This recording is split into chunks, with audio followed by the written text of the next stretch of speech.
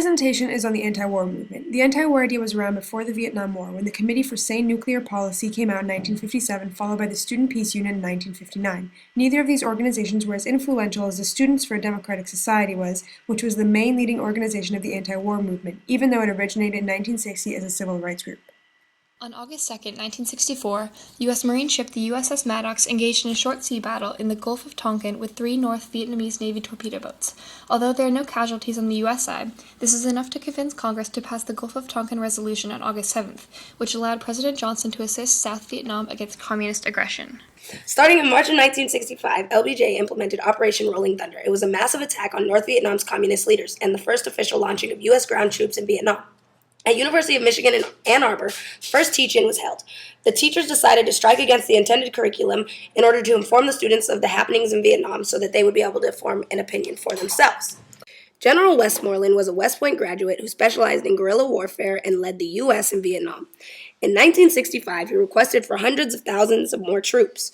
Lyndon B. Johnson said yes, but sent them in increments.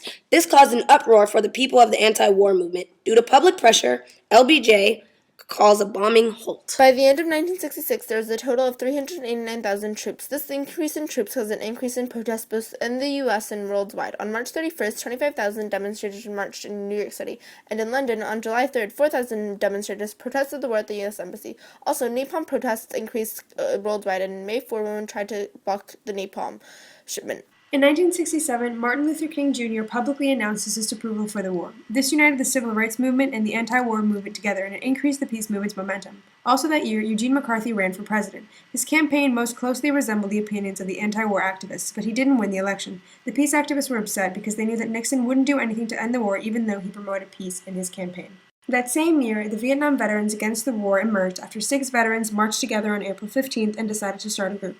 Until then, one of the main criticisms of the movement was that the hippies didn't know what they were talking about. But when the Veterans Against the War formed, the argument became invalid because people who have truly experienced the war supported the peace movement. The Tet Offensive was a large-scale attack by the Viet Cong on U.S. air bases in South Vietnam. The Viet Cong sent over 80,000 troops, and the bloodiest attack was in Hue. For some time before the Tet Offensive, General Westmoreland and LBJ said that the Viet Cong were weak and the war was almost over. But the peace activists didn't agree because the Viet Cong just launched such a large-scale attack. This caused a credibility gap, and on March 31st, LBJ announces he won't run for presidency. COINTELPRO, the counterintelligence program, is an FBI program implemented to defeat the disruptions of activist groups such as the KKK, Nation of Islam, and the Black Panthers. But they also fought the New Left, which included anti-war groups. At the Democratic Convention in Chicago, anti-war groups, including the Reckless and Violent Youth International Party, or the Yippies, met to challenge traditional political process and authority. The convention turned violent and riots arose. On December 26th, In Babies was published. It was a depiction of the My Lai massacre of 1968, where over 300 unarmed civilians were murdered. The photograph by Ronald Haverly went on to be an iconic anti-war poster and showing the inhumanity of the U.S. killing even babies. Also in 1969, the Weather Underground organization was created as a radical part of the SDS. The Vietnam Moratorium Day was held on October 15, 1969, where 2 million people nationwide took the day off work and didn't go to school, and 250,000 demonstrators went to Washington, D.C. for peaceful protests against the war. Then, exactly a month later, this was repeated and 500,000 people gathered for a march. In 1970, Nixon announced that the U.S. was sending more troops into Cambodia. Anti-war activists were enraged because Nixon promised to end the war back when he was elected. Many felt that this would exacerbate the war, and they were afraid of being drafted. So in 1970, Nixon was met with many violent and nonviolent protests. Eventually, Nixon withdrew over 250,000 troops through 1970 and 1972. However, air bombings continued to intensify. One of these protests was at the Kent State University. Students protested from the 1st to the 4th of May, and on the 4th, Nixon sent in the National Guard, and 4 students were killed and 9 were injured. 11 days later, at Jackson State University, 2 black anti-war and civil rights activists were killed similarly, and 12 were injured. Violent protests like these attracted national attention, which led a student strike in the U.S. of over 450 universities.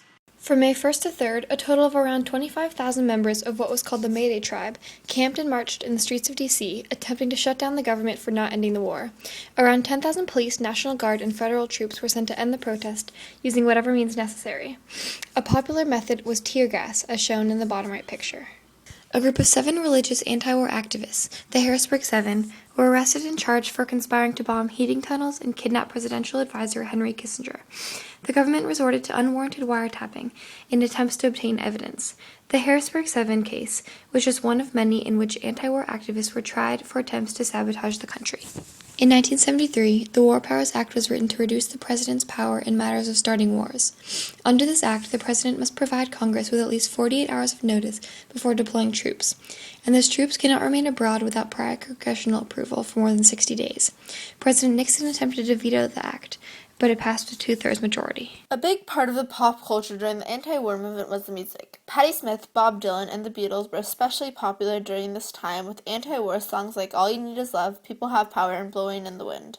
Also popular was the Summer of Love, the summer of 1967, when people would gather in San Francisco's Haight-Ashbury and listen to psychedelic rock, take LSD, and have uninhibited sex. The television was very heavily used during the Vietnam War, and there was no filter to the images being shown. People could now see every horrific detail of the war from the comfort of their own living room. After visiting the war front, Walter Cronkite, America's favorite reporter at that time, gave his first ever opinionated report, stating his support in ending the war.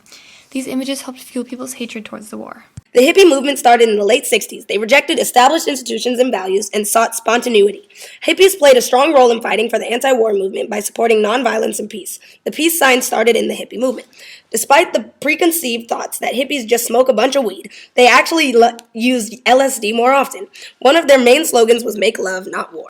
There is a lot of controversy in regard to the impact of the anti-war movement. Some say it was very unpatriotic of them to go against the government and the movement didn't deserve all the attention the media gave it. Others say the movement was great since it was the first time the public band together to oppose the government policy. It also did have an impact as Nixon did end up pulling out from the Vietnam War.